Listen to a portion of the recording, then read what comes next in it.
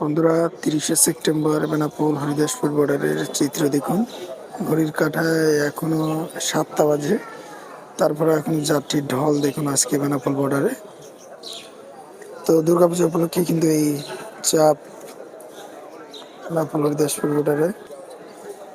গতকালকে কিন্তু ভারতীয় হাই কমিশনার একটি সাংবাদিকদের সাথে মত বিনিময় সভা করেছেন, যেখানে বলেছেন যে দেশ স্বাভাবিক হলেই তারা দ্রুতই কিন্তু সব ভিসা চালু করবে, অর্থাৎ ট্যুরিস্ট ভিসাও কিন্তু চালু করবে। তো আশা করা যায় হয়তো খুব দ্রুতই আমরা ভিসা স্বাভাবিক পাবো।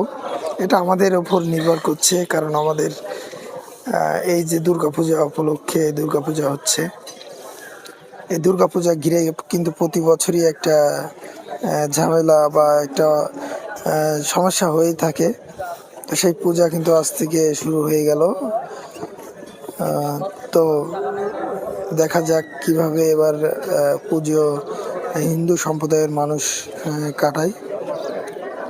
তো আমরা কোনো ঝুটঝামেলায় না গিয়ে আমরা চাই দেশটা শান্ত থাক।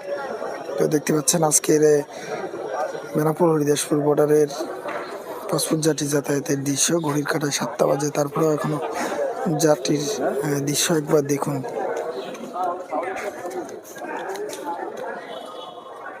দেখুন কি পরিমাণ পাসপোর্ট যাত্রীর চাপ রয়েছে আজকে। তো দর্শক, ভিডিওটিকে কোথা থেকে দেখছেন কমেন্ট করবেন, ভিডিওটি ভালো লাগলে শেয়ার করবেন।